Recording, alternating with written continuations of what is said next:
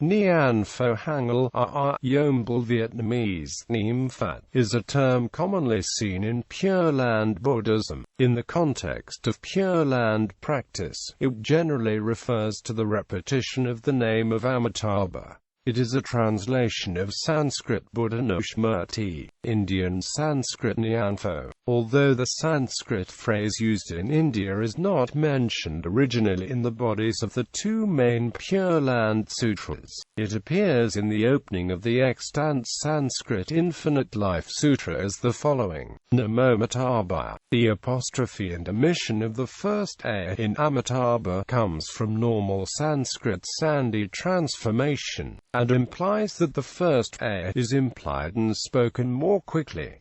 A more accessible rendering might be Namo Amitābha. The phrase literally means homage to infinite light.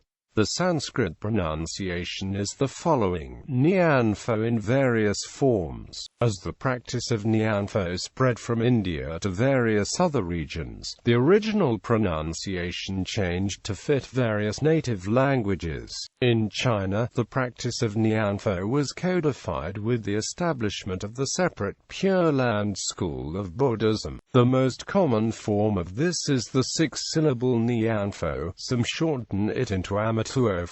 In the Japanese Jodo Shinshu sect, it is often shortened to Amitābha. Nianfo variants. In the Jodo Shinshu tradition in Japan, variant forms of the Nianfo have been used since its inception. The founder, Shinran, used a 9-character Kuji-myogo in the Sho Shinran the Sanamida hymns. Namu Fukashi Giko and Yare I take refuge in the Buddha of inconceivable light. Further, the restorer of Jodo Shinshu, Renyo, frequently inscribed the Nianfo for followers using a 10-character Ki Myo Jinjip Pomugi Ko and Yare I take refuge in the Tathagata of unobstructed light suffusing the 10 directions. The latter was originally popularized by Shinran's descendant Kakunyo, but its use was greatly expanded by Renyo.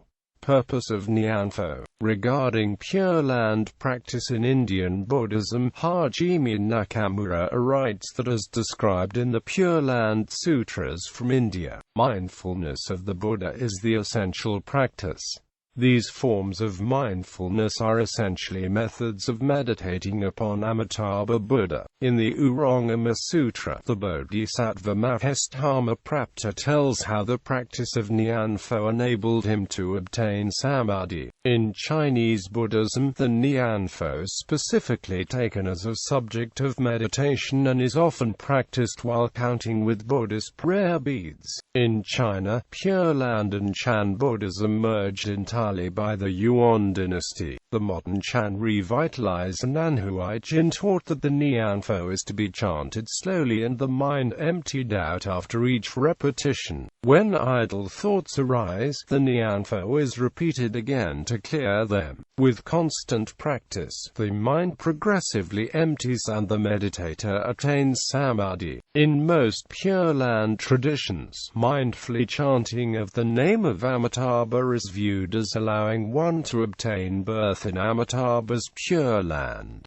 Sukhavati. It is felt that this act would help to negate vast stores of negative karma that might hinder one's pursuit of Buddhahood. Sukhavati is a place of refuge where one can become enlightened without being distracted by the sufferings of our existence. Various Pure Land schools in Japan have different interpretations of the Nianfo, often based on faith in Amitābha rather than on meditation. In Jodo Shinshu, the Nianfo is reinterpreted as an expression of gratitude to Amitābha. The idea behind this is that rebirth into Sukhavati is assured the moment one first has faith in Amitābha. Origins of the Nianfo. Andrew Skilton looks to an intermingling of Mahayana teachings with Buddhist meditation schools in Kashmir for the rise of Mahayana practices. Related to buddhānusmṛti, great innovations undoubtedly arose from the intermingling of early Buddhism and Mahayana in Kashmir. Under the guidance of Sarvastivadin teachers in the region, a number of influential meditation schools evolved which took as their inspiration the Bodhisattva Maitreya. The Kashmiri meditation schools were undoubtedly highly influential in the arising of the buddhānusmṛti practices, concerned with the recollection of the Buddha, which were later to become characteristic of Mahayana Buddhism and the Tantra. The earliest dated sutra describing the Nianfo is the Pratipana Samadhi Sutra, which is thought to have originated in ancient kingdom of Gandhara. This sutra does not enumerate any vows of Amitābha, the qualities of his Pure Land, Sukhavati, but rather briefly describes the repetition of the name of Amitābha as a means to enter his realm through meditation. Bodhisattvas hear about the Buddha Amitābha and call him to mind again and again in this land. Because of this calling to mind, they see the Buddha Amitābha. Having seen him, they ask him what dharmas it takes to be born in the realm of the Buddha Amitābha. Then the Buddha Amitābha says to these bodhisattvas, "If you wish to come and be born in my realm, you must always call me to mind again and again. You must always keep this thought in mind without letting up, and thus you will succeed in coming to be born in my realm." Both the Infinite Life Sutra and the Amitābha Sutra subsequently included instructions for practicing buddhānusmṛti in this manner. However, it has not been determined which sutra was composed first, and to what degree the practice of buddhānusmṛti had already been popularized in India. Buddhānusmṛti directed at other Buddhas and Bodhisattvas is also advocated in sutras from this period, for figures such as Aksvya and Avalokitesvara.